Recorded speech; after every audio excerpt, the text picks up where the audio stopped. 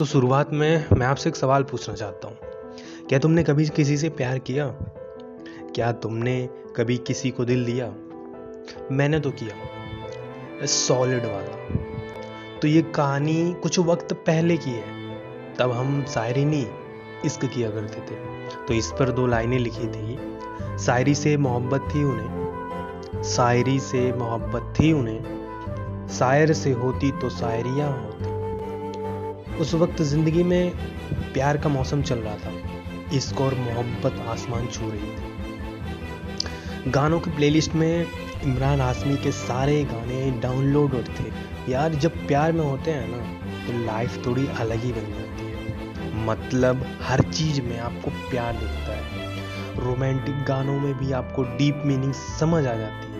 मतलब जैसे कि लव स्टोरी के तीसरे की दूसरी लाइन में अरिजीत ने क्या डीप बात कही है यार। फेसबुक पर रिलेशनशिप स्टेटस भी बदल दिया था, पर फिर क्या हुआ? वो कहते हैं ना कि अच्छा वक्त और मंडे से पहले वाला संडे का दिन पता नहीं चलता, झट से खत्म हो जाता है। बस वही हुआ। एक शाम ऐसी ही थी, हर बार से अलग। इस बार मैं उसका इंतजार कर रहा था, वहीं जहां हम रोज मिला करते थे। यार प्यार की कितनी खूबसूरत बात है कि नहीं होता वक्त खुद का किसी के पास, नहीं होता वक्त खुद का किसी के पास। बस मांगते हैं उसका जो अच्छा लगता है। सुबह से बॉस की चिक चिक सुनने के बाद दफ्तर की थकान भी थी, बदन टूट रहा था, पर एक कोलगेट वाली मुस्कान चेहरे पर साफ थी। यार तुम्हारी भाभी थी ही ऐसी। देखो भाई, लड़कों की तो ये भाभी है। देखो लड़कों में एक रूल होता है कि लड़कों की दोस्ती लड़कों से बाद में होती है, वो भाभी तो पहले ही बन जाती है। पर हाँ, तुम्हारी भाभी थी ऐसी।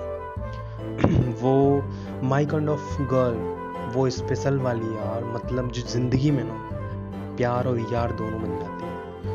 मतलब जैसे सुनते सुनते देखते देखते आप इतना खो जाते हैं ना कि हाथों में थामी हुई चाय भी ठंडी लगने लगती है। 3 साल से हम दोनों साथ में थे। कुछ महीनों से थोड़े प्रॉब्लम्स आ चुके थे, बातें थोड़ी कम हो गई थी। तो सोचा पुरानी बातों पर आज मिट्टी डालते हैं, उन्हें सरप्राइज करते हैं, सब कुछ ठीक हो जाएगा। फिर वो आई हमेशा की तरह, काली लिबास में, होठों पर लिपस्टिक गायब सी थी, बाल बंधे हुए और चेहरे पर एक अजीब सा तनाव, मानो वो वहाँ होकर भी वहाँ नहीं थी। उसके आने से पहले मैंने उसकी पसंदीदा वो चॉकलेट हेज़लनट फ्लेवर आइसक्रीम मंगा रखी थी। वो आई, वो बैठी और मैंने आइसक्रीम उसकी तरफ की और पूछा कि क्या हुआ। तो उसने आइसक्रीम की प्लेट मेरे तरफ की और कहा मुझसे, सुनो अब बस करते हैं, इसे खत्म करते हैं। हम उस कैफे में बैठे थे जहाँ कई सारे लोग थे। म्यूजिक भी बहुत जोर शोर से चल रहा था। जैसे उसने ये बात कही ना, पता नहीं अचानक से वो म्यूजिक मेरे कानों में कम होता फील हुआ। दिल की धड़कन तेज, मानो ऐसा लगा कि किसी ने ना शून्य से लाफा बजा दिया हो। वो रीजन दे रही थी, मैं सुन रहा था, उसकी बात समझने की कोशिश कर रहा था, ये समझाने की कोशिश कर रहा था कि सब ठीक हो जाएगा। यार जो मोहब्बत होती है ना तो हमेशा लगता है कि ब्रेकअप सेकंड लास्ट है। उसके पहले भी हमारे वो कुछ घंटों वाले ब्रेकअप हो चुके थे, पर ये वाला कुछ डिफरेंट लग रहा था। मैं समझने की कोशिश कर रहा था कि मैं कहाँ गलत हुआ या ये रिश्ता कहाँ गलत हुआ। मैं सब कुछ समझने की कोशिश कर रहा था, पर मैं ये भी समझ रहा था कि ये उम्मीद कर रहा था कि ये सब ठीक हो जाएगा। हम दो घंटे वहाँ बैठे रहे, कुछ उसने कहा, कुछ मैंने कहा, उसकी बातें सुन रहा था मैं। और पता नहीं अचानक से अरिजीत सिंह के सारे गाने मेरे कानों में बजने लगे ऑटोमेटिकली। 2 घंटे बातें हुई, उसके बाद 3 साल बाद अचानक से हम दोनों अजनबियों की तरह खामोश बैठे रहे। उसने एंड में बस एक ही बात कही कि सुनो अब बस करते हैं, इसे खत्म करते हैं। It's not you, it's just me. मैंने जिद नहीं की, करता भी तो क्या मिलता और क्यों करता। जब वो खुश नहीं रहती इस जिंदगी में तो मैं कैसे खुश रहता। मैंने ज़िंदगी में एक बात सीखी है, प्यार में ज़िद की जाती है, प्यार के लिए ज़िद नहीं की जाती। आपको पता है वो फीलिंग जब आपके आसपास कई सारे लोग बैठे होते हैं, पर सब आप ही की देख रहे होते हैं, सब आपकी ही बातें कर रहे होते हैं, पर आप कुछ नहीं कह पाते, कुछ नहीं कर पाते। उस वक्त मुझे वैसा ही फील हो रहा था। मन तो कर रहा था कि वहाँ से उठूं और चले जाऊं, दिमाग तो कह रहा था कि इस बार कुणाली कुछ बोल, कुछ चीख चिल्ला या तो निकल जा वहाँ से, पर दिल कह रहा था कि रुक जा। कुछ देर हम वैसे ही बैठे रहे, फिर वो उठी, गुड बाय कहा और चली गई। कभी खुद से बिन मौसम की बरसात में भीगा पाया है? बिन उम्मीद का ब्रेकअप कुछ ऐसा ही फील होता है। आपको पता नहीं चलता कि आपको क्या हिट हुआ है, लगता है कि सब कुछ नॉर्मल चल रहा है, सब कुछ ठीक है, फिर वो अचानक से कह देते हैं कि अब बस करते हैं, इसे खत्म करते हैं। और दिल दुखता तब नहीं जब वो दिल टूटता है, दिल तो दुखता तब है जब उसके टूटने का एहसास होता है, और वो एहसास उसके एक हफ्ते बाद, एक साल बाद या कई सालों बाद भी हो सकता है। पर ये टूटे हुए दिल की एक बात है कि टूटे हुए दिल को आप समेट सकते हो, फिर से जोड़ सकते हो, पर पहले जैसा नहीं बना सकते। और प्यार की तो एक अजीब सी बात है कि इश्क मोहब्बत ज़रूरत और फिर आदत बन जाता है। हम किसी को मिलते हैं, उनसे बातें करते हैं, हमें वो अच्छा लगने लगता है, फिर मोहब्बत हो जाती है और फिर उनकी आदत हो जाती है। फिर ऐसा लगता है कि हर पल हर दिन बस उसके साथ ही रहें। हम किसी को अपनी आदत बना लेते हैं और फिर वो शख्स हमारी ज़िंदगी से चला जाता है और हम बस उस आदत में जीते हैं कि किसी शराबी की तरह जो बस एक चाहत लिए जीता है कि एक घूंट, एक गिलास शराब मिले जो हल्के से उतरे और राहत दे दे।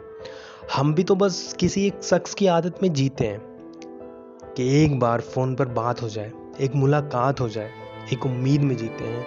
पर सालों का जब कोई रिश्ता अचानक से टूट जाता है ना, तो उनके साथ बिताए वो सारे पल, वो सारी यादें बेमतलब हो जाती हैं, बेकार हो जाती हैं।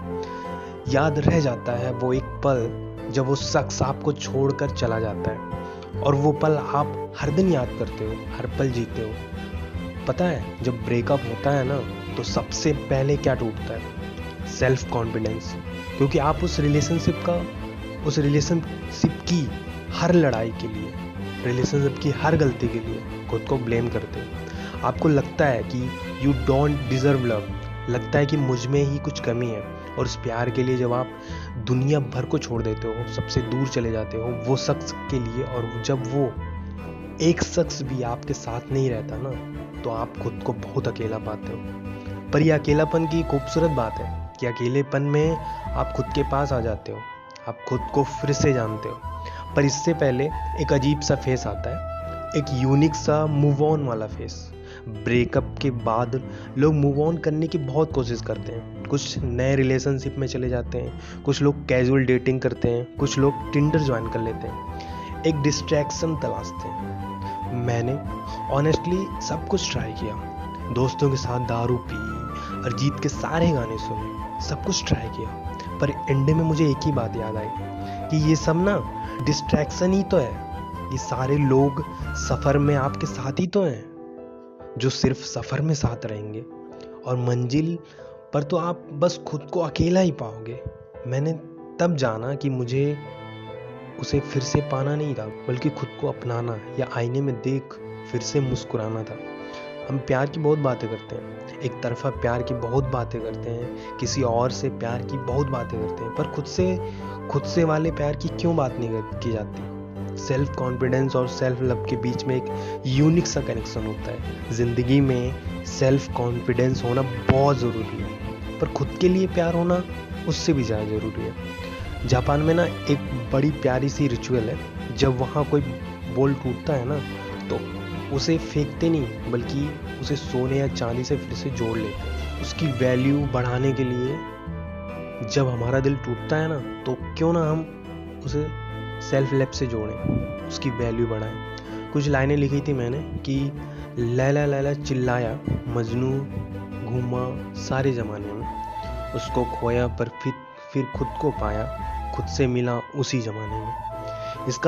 इसका ये मतलब नहीं कि मुझे अफसोस है कि मुझे उससे मोहब्बत थी, क्योंकि अंजाम से नहीं बनते इश्क के अफसाने।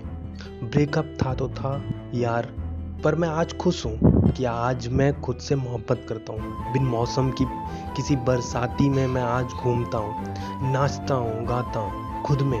पर इसका मतलब ये भी नहीं है कि किसी और की मोहब्बत की ख्वाहिश नहीं रखता। मैं चाहता हूँ कि मुझे किसी से फिर से मोहब्बत हो जाए, पर इस बार किसी और की मोहब्बत में मैं खुद से की गई उस मोहब्बत को खोना नहीं चाहता, क्योंकि मेरा मानना है हम किसी और से एक पल में ही अक्सर मोहब्बत कर लेते हैं, पर हमें सालों लग जाते हैं खुद से मोहब्बत करने में। तो एंड में मेरे पास आपके लिए एक ही सवाल है, क्या तुमने कभी खुद से प्यार किया? क्या तुमने कभी खुद को दिल दिया? मैंने तो किया, एकदम सॉलिड वाला।